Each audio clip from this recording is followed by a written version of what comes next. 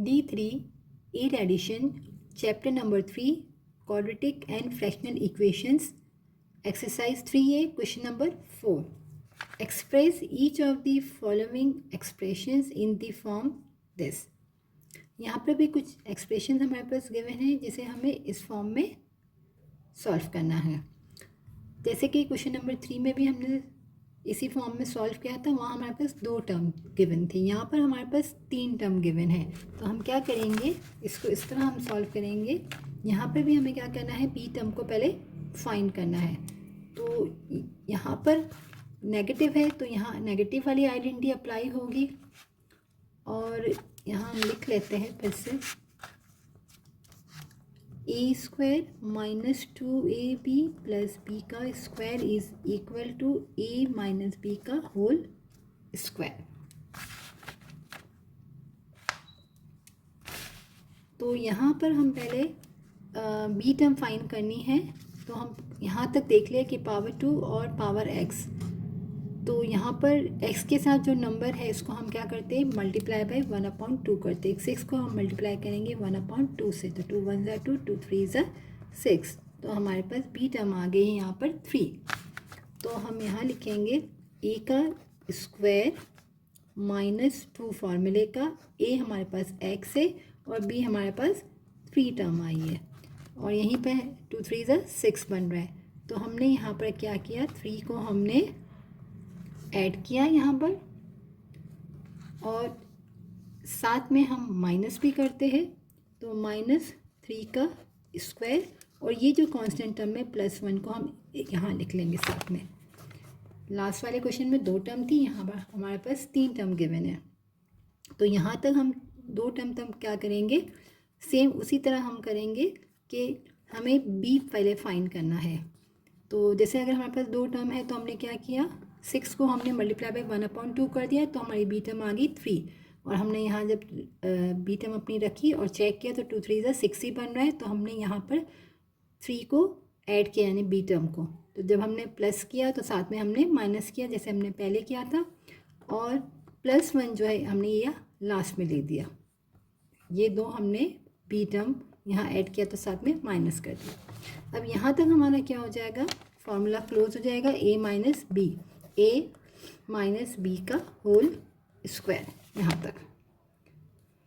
अब इसको हम साथ सॉल्व कर लेंगे। -3 3 9 प्लस 1, तो हमारा बनेगा यहाँ पर -9 प्लस 1, तो 9 में से 1 गया तो 8 आया और माइनस का 8 हमारा आंसर आ गया। पार्ट बी में हमारे पास यहाँ तक देखें तो हम क्या करेंगे, यहाँ तक हम ले लेंगे इसी में से x में से पहले हम बी टर्म फाइंड करेंगे, एरर सब्ट्रैक्शन करेंगे और इस कांस्टेंट टर्म को हम लास्ट में लिखेंगे। तो यहाँ हमारे पास प्लस वाली आइडेंटिटी अप्लाई होगी। तो a प्लस बी का whole square is equal to a square plus 2ab plus b का स्क्वायर। तो हमने बी टर्म निकालनी है तो 3 को हम ले लेंगे, मल्टीप्लाई करेंगे 1/2 से, तो 3 1 3/2, बी टर्म हमारी आ गई 3/2। तो a का स्क्वायर प्लस 2 फार्मूले का a x है, b हमारी आई थी 3/2 प्लस 3/2 का होल स्क्वायर हमने ऐड की।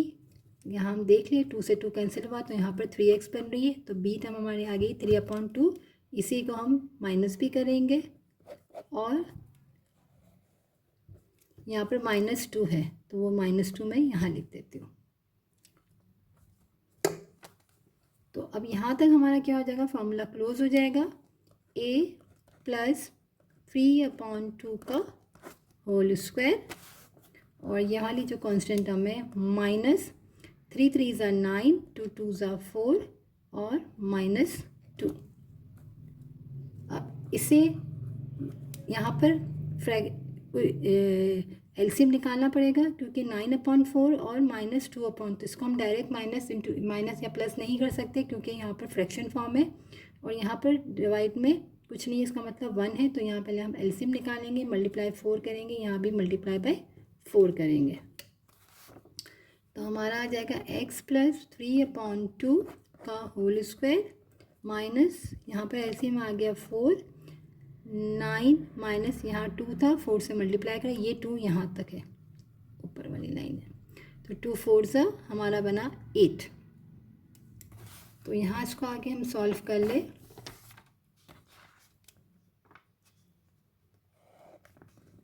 तो x प्लस 3/2 का होल स्क्वायर, यहाँ पर है -9 और -8, तो माइनस इंटू माइनस क्या होता है, ऐड होता है, साइन माइनस की होती है, तो 8 और 9 को ऐड करेंगे तो -17/4 आंसर। पार्ट सी,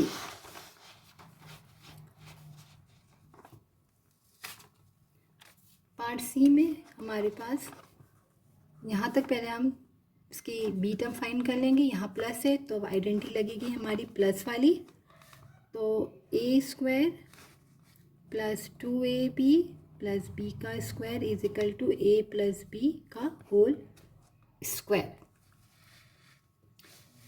अब यहाँ हमारे पास 9 है, तो 9 को मल्टीप्लाई करें 1/2 से, तो आ जाएगा 9/2, हमारी बी टर्म आ गई है 9/2, तो a का स्क्वायर प्लस 2ax 9/2, तो 2 से 2 कैंसिल हुआ तो 9x आई, तो प्लस यानी बी टर्म हमारी क्या आई 9/2 करेक्ट आई है, तो हमने प्लस किया, साथ में हमने माइनस भी किया और साथ में है -1.8। यहाँ तक हमारा क्लोज हो जाएगा फॉर्मूला, a प्लस b का होल स्क्वायर माइनस 9 9 सा 81, 2 2 सा 4 -1.8। अब 1.8 है, अगर हमें यहाँ पर इसका एलसीएम अगर फाइंड करना है, ये 1.8 है, तो अगर हम 1.8 को पॉइंट हटाए तो इधर 18 हो जाएगा और यहाँ पर 10 आ जाएगा, तो 18/10 2 से काटे, 2 9 सा और 2 5 सा, यानी कि 9/5। सही, हमने क्या किया, यहाँ पर डेसिमल फॉर्म थी, पॉइंट हटाया तो 18 बन गया, डिवाइड में आ गया 10, क्योंकि पॉइंट के बाद एक नंबर है, फिर हमने इसको 2 9 सा और 2 5 सा, तो 9/5, तो यहाँ हम कर लेते x प्लस 9/2 का whole square minus 81 divide by 4 minus 9/5। अब यहाँ इसका अगर हम एलसीएम निकाल ले, x प्लस 9/2 का होल स्क्वायर, अगर पेपर 2 में आता है तो आप आराम से इसको कैलकुलेटर में भी सॉल्व कर सकते हैं, लेकिन अगर पेपर 1 में आता है तो मैं आपको वर्किंग करके बता रही हूँ। 4 और 5, यहाँ पर हमने 5 से किया एलसीएम निकाला और यहाँ हमने 4 से किया, तो यहाँ आ गई एलसीएम हमारा 20, और 81 को मैं 5 से मल्टीप्लाई करूँगी तो आ जाएगा 405, कि यहाँ पर साइन भी माइनस की चल रही है ना, ये हमारा माइनस चल रहा है, ठीक है। तो 81 को 5 से किया तो 405, माइनस 4 को 9 से किया तो 36, तो x प्लस 9/2 का whole square minus into minus plus हो जाएगा, साइन माइनस की रहेगी, तो 405 और 36 को मैं ऐड करूँ तो 441 डिवाइड बाय 20 आंसर।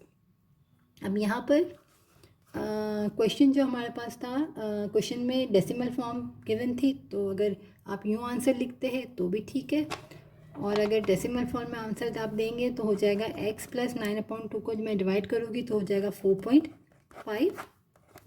4.5 कैसा आएगा, अगर हम 9 को करते हैं, 9 को 2 से करते हैं, 2 2 4 ज़ा 8, 1 बचा, हमने पॉइंट लगाया, 0 है, 2 5 ज़ा 10,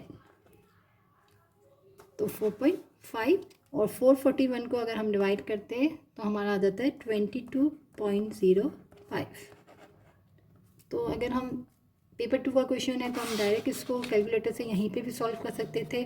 81 डिवाइडेड बाई 4 माइनस 1.8 डायरेक्ट भी हम करते तो 22/22.05 हमारे पास आंसर आ जाता अगर हमें डेसिमल फॉर्म में देना है तो मैंने आपको दोनों तरीके बता दिए।